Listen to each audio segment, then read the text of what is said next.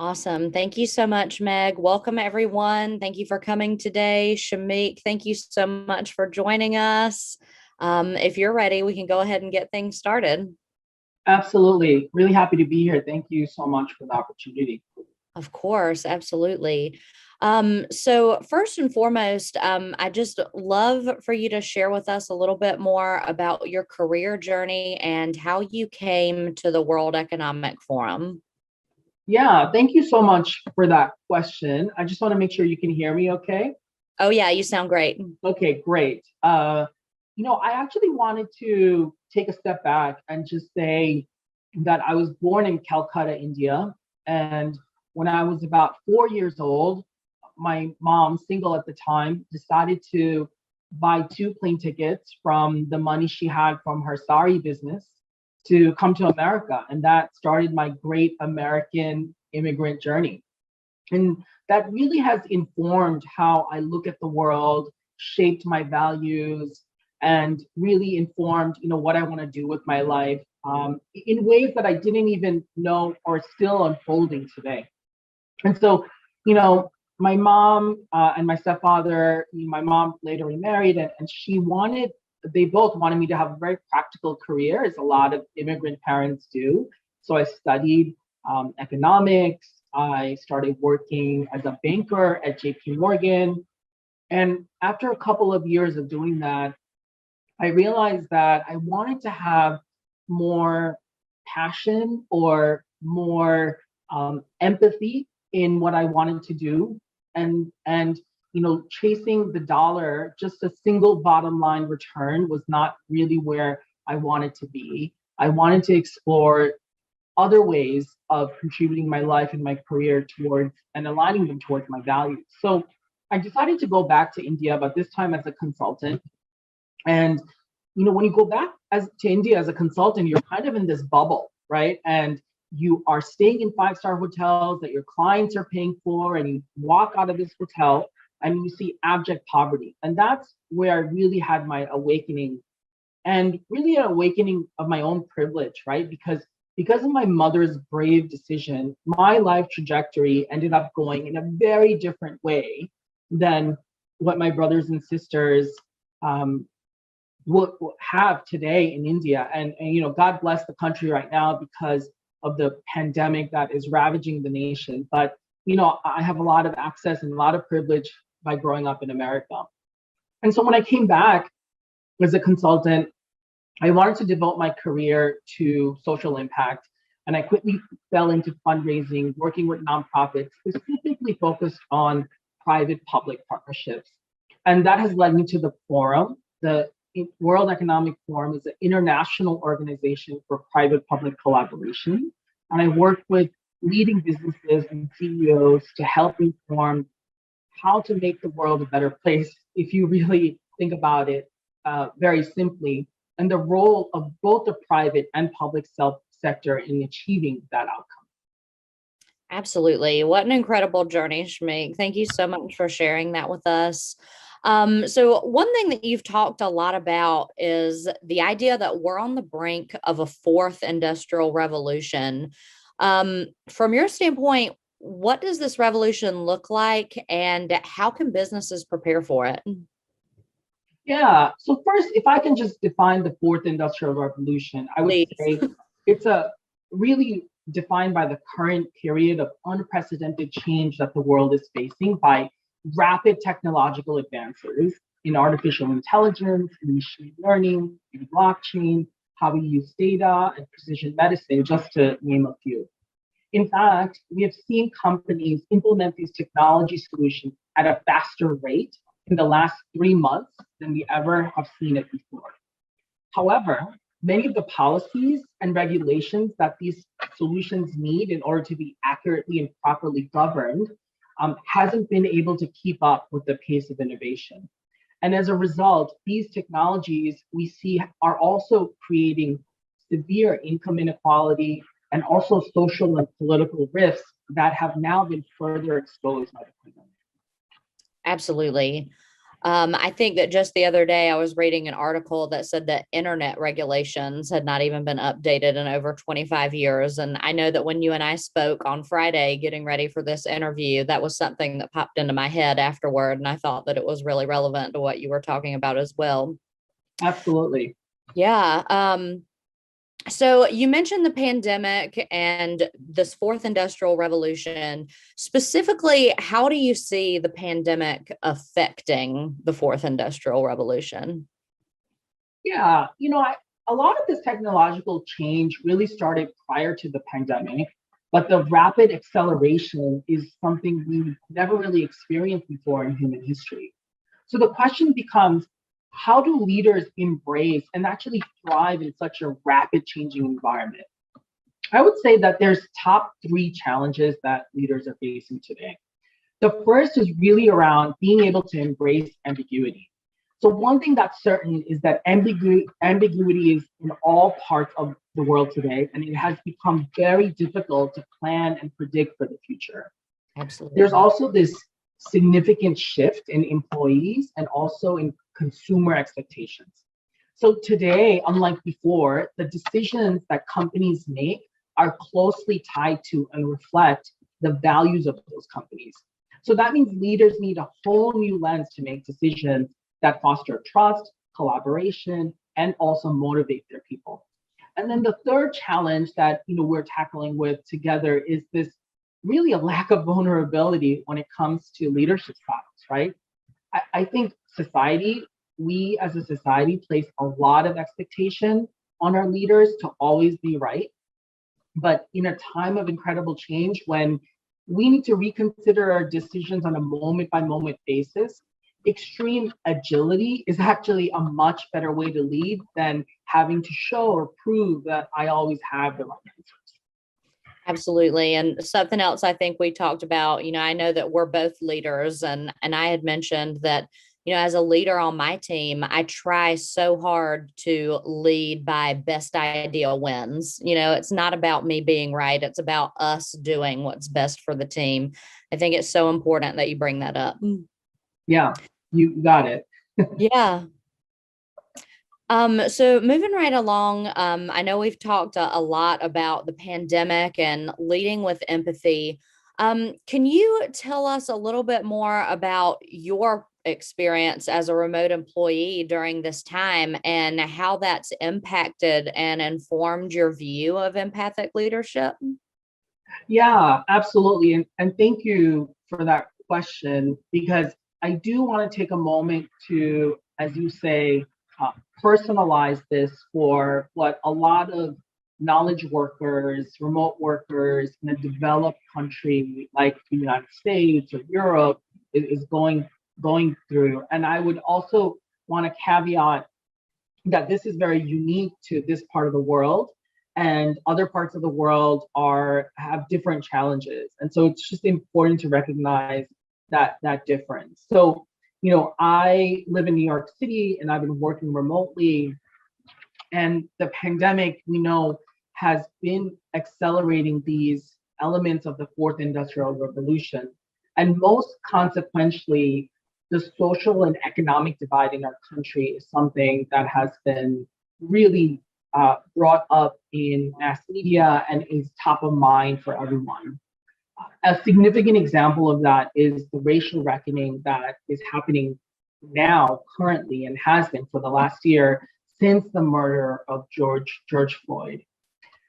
In 2020, a lot of companies actually put out statements in support of Black Lives Matter and put forth commitments. But within my network of professionals, I know, having an honest conversation with them, that many of them do not feel that companies have really made change or progress in a meaningful way. And behind closed doors, a lot of them will also say to you that some of the statements were really performative and not followed through. Absolutely. And so, last year, I, with a few of my other colleagues, other leaders within the organization, started an employee resource group that is completely employee-led, focused on people of color in the United States, because although we're a global organization, we are having a very local reaction to what was happening in our country. Mm-hmm. And at first, the reason why we did that is we just needed a place to grieve, to create a safe space for those who are experiencing, including myself, a whole range of emotions as an openly LGBTQ advocate, part of that community, as a person of color, and still having to show up to work and reconcile or maybe even compartmentalize a lot of those emotions. And we just needed a safe space to talk about it. I would say a year later, it's actually been one of my proudest accomplishments in terms of having impact in a large corporation, because what that group has meant for me and for other people who have joined it since is that it's an incredible source of resilience for all of us. So the attacks and the hate crimes continue, right? And it moves from one community to the next, Black, Brown, Asian, LGBT. But what we're able to do is come together as co-workers in a way that's unprecedented, that we've never done so before, because the environment allows for it. We're zooming in from our homes. We can bring our authentic selves to work, especially if we have created a safe space. And again, this community is a source of resilience for this collective group of employees. And I think during extremely difficult and challenging times, what better way to create community and a community resilience model than having that. Absolutely. And I just want to take a second, Shameek, to just applaud you on being part of creating something that is so inspiring and empowering for so many people. It's incredibly important for people to be able to have that fellowship with other people that are experiencing a lot of the same emotions, especially in the workplace. So grateful for that work that you're doing, of course. So sorry. So I know that we're talking about empathic leadership and we're talking about the pandemic and the fourth industrial revolution. And I just want to link all of that together in one sweeping question, if I can. And I'd really like to know, from where you're standing, why is empathic leadership needed in the context of this coming fourth industrial revolution? Yeah, I thought long and hard about what I can offer your audience today. And I wanted to really talk about an area that I know quite a lot about. And I would say that empathic leadership is how you retain a diverse talent pool. And we all know there's a lot of studies that have already proved out that diversity is a key ingredient for innovation. And that matters now because talent, especially high performing talent, have significant more options in a mobile and remote environment, right? Absolutely. And if you go on LinkedIn right now, you'll see this huge flood of people who are changing jobs. And my question is, what is this a sign of, right? And when I pull my network, I see that this is a sign, or rather a reaction, to a lack of empathy in the workplace. People are not feeling heard. And you'll see disproportionately the people that are leaving are people of color, are women, are differently abled, high performing individuals. Absolutely. The first sign, right, that your company is moving away from innovation is when high performing, diverse talent start leaving your company. Yep. And I'll tell you why. Because that affects who remains, right? Whose perspectives get elevated, what issues get attention, what issues do not get challenged. And eventually that leads to creating more bias in decision making. If we know, if any year, it's this year we found out that implicit bias is a key driver for falling off the innovation wagon, right? Mm-hmm. So what can we do about it? I would say that solutions are remarkably simple and very poorly executed at times. Yeah. We all know that one key tool in developing empathy is really around active listening. And I just wish our leaders listen to us more.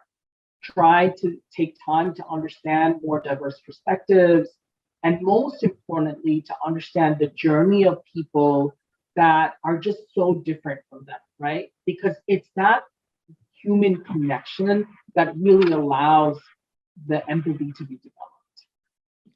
So if our leaders were really listening to us more, what would happen? I would say some of the challenges that are in companies today around who gets promoted, who gets to speak, who's centered in the conversation, gets exposed really quickly. Because a lot of what I'm talking about, a lot of my network is saying, and I have experienced myself in talking to them, is that it's pretty glaring where the gaps are. Yet a lot of the changes seem incredibly slow to come. Although the commitments have been made, the changes seem very, very slow to come.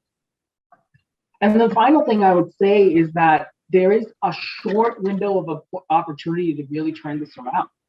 And definitively what I can say is that there will be winners and losers, right? That will determine which companies are able to adopt. That will be actually determined by which companies they're able to adopt and those that fall behind. Because one thing that's constant that I've seen over and over again, the change is happening at a faster pace than in any time in human history due to the implications of the Fourth Industrial Revolution and the pandemic. But again, I want to go back to this question about how we move forward, and want to offer to you and also the community is that it's really a shared responsibility. And so even though I'm here today as a speaker and to share my thoughts, I also want to actively listen to you and your audience to hopefully co-create some solutions. And I would love it if people would start chatting us, what they think some of the solutions to the topics I discussed are.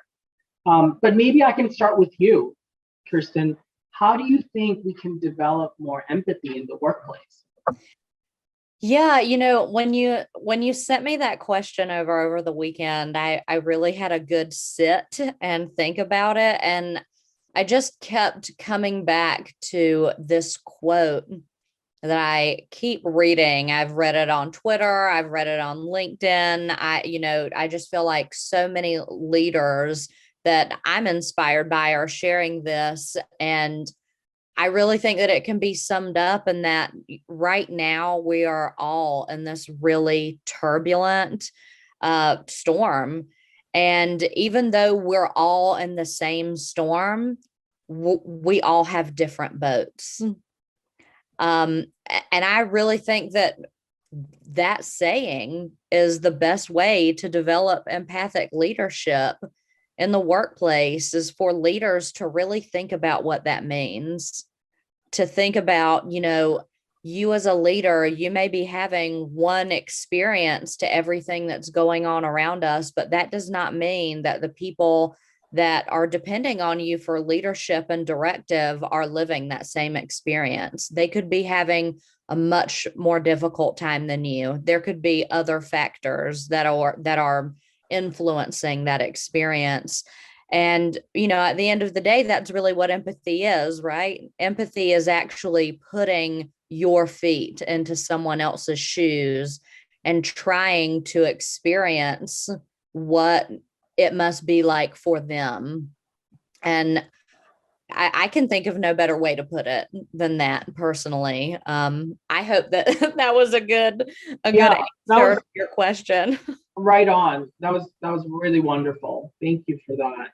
Absolutely. And, I'll signal the Power to Fly team right now. If they've had anybody drop anything in the chat, please, pop it over to me now. I'd love to read some out loud, or if anybody has any questions about all of this awesome stuff that Shameek has shared with us today, we'll stand by.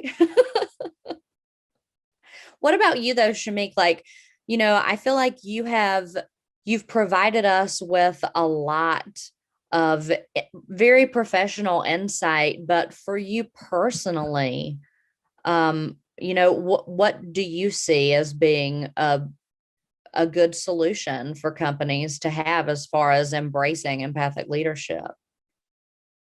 Yeah, I think, what the crux of the problem is that it's really hard for us to grasp how fast things are evolving and how fast things are moving. And that's like human error, right? Because we're competing against technology. And so I think first stepping back and understanding that pace is very, very daunting. And so that is about unlearning the way we react to change.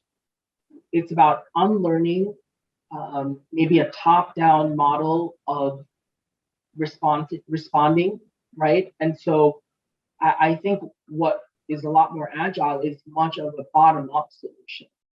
And companies have not really figured out how to create or how to empower thought leaders from all parts of the organization. Because what happens then is that if you share the responsibility, you share the accountability. Absolutely. And, we live in this world of cancel culture. We live in this world where people make human mistakes and they get canceled for it. And I don't think that's the right reaction either. I think it's somewhere in the middle that I would love to co-create with your community is figuring out, how do leaders know who to empower? How do we know, how can we take more risk as leaders? And how can that risk taking allow us to achieve better outcomes? Yes. And it's not about holding all the power, but it's about a distributed power model, right? And I think that is something that is not taught in business schools.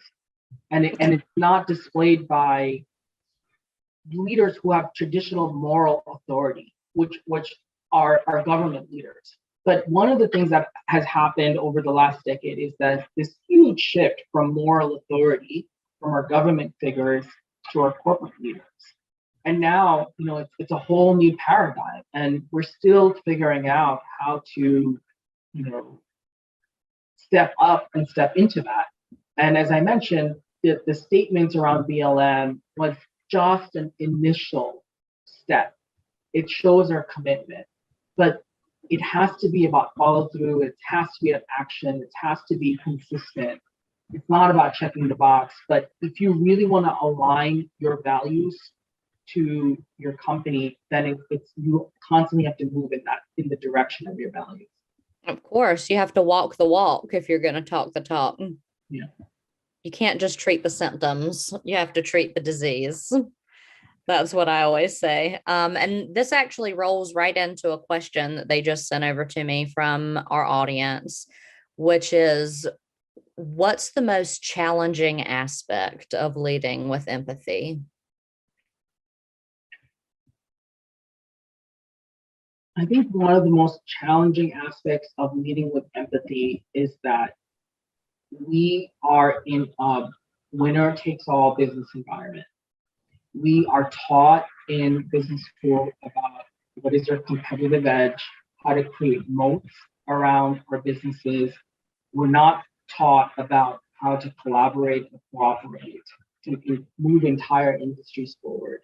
And when you think about the large challenges that the world is facing, it needs private and public collaboration. It needs industries to work together, not just compete against each other. It needs governments to create ecosystems that allow that to happen.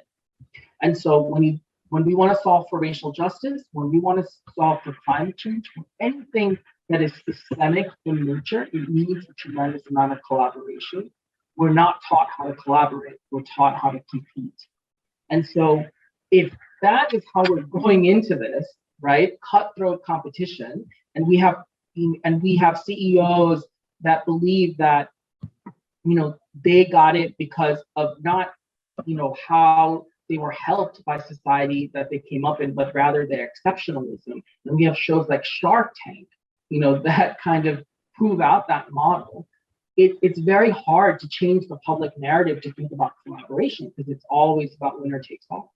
And so that's where we're starting. And what we want to get to is more about understanding how we're all interconnected, understanding the consequences of ignoring public goods when you start thinking about climate change. Because what's the point of having $1 trillion? Like some people today are worth $1 trillion.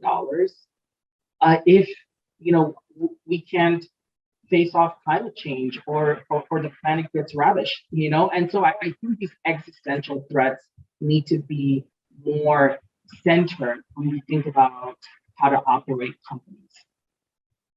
Perfect. And Ashley Spear from our audience asked, how do you recognize empathic leadership in an organization, and what steps can you take to bring that to the forefront of day-to-day work life? Yeah, one of the key things to look for is humility. And, even how this conversation is structured, right? It's structured in a way where I'm lecturing your audience on what humility looks like. What it really should be is a dual conversation, right? And so much of us are, so much even the handicaps of how we interact and how we, co-create solutions, is structured in a way that doesn't allow for collaboration. But it's really more about creating space for diverse perspectives to be heard. It's about asking rather than knowing. And it's about a desire to understand than to be understood. It's like the 7 habits of highly successful people. And one of them is about trying to really understand and not center yourself and your problems, but rather to really be empathic towards other people's needs and their journeys. I think the most powerful way to do that is by inviting people into your home, right? And that's very hard to do today, but that's where a real connection happens. And when you see world leaders and when they meet, they invite each other into their homes and they get a very personal account of what it is to be each other or to learn from each other. And we've moved so far away from that in this digital world that we leave all of that on the table, off the table. And so we stop our opportunity to really understand each other's journeys. I love that answer, Shameek. That was great. I have got one more question, and this is a really good one. This is a super business question for sure. Teresa Pilster from our audience wanted to know, she stated that one of the suggestions was starting an ERG. And what are some suggestions for topics or speakers that ERGs can have to support and empower others? Yeah, a really great way to understand what will resonate with your ERG is to understand what is the theory of change we're trying to accomplish, right? And so every single company is different, every single company is unique. And so the ERG can actually be a source of intervention to create change from within. And so what are some of those objectives? If you can start understanding how we can help our company leaders and other employees be more, have more equanimity in the way that they do business, think about diverse perspectives, incorporate diverse talent and diversity of thought, I think that's a really great way. ERGs are also a sense of creating community and a safe space for people to talk about very difficult and challenging issues that unfortunately is a part of our world today. And so if we're able to create community among coworkers, then we're able to support each other through very difficult times. And I usually found resilience outside of work. And it wasn't until last year that I figured out, oh, wow, I can also be built back up at work by my coworkers because they really understand what I'm going through because they're going through it themselves. Absolutely. And I think it's so important to have that kind of support in the workplace as well, because think about how much time in our life that we spend doing our jobs, that we spend with our coworkers. It's incredibly important to have that kind of support system at work. And Shameek, we're right here at a minute left. I just want to, again, to thank you so much for having this conversation with us. I have enjoyed all the time that I've gotten to spend speaking with you and getting to know you a little bit. And I certainly hope that you'll join us again. Thank you. Absolutely. Thank you so much. Pleasure. Absolutely. Can we get a round of applause for this amazing speaker duo? This was such a great chat to get to sit in on.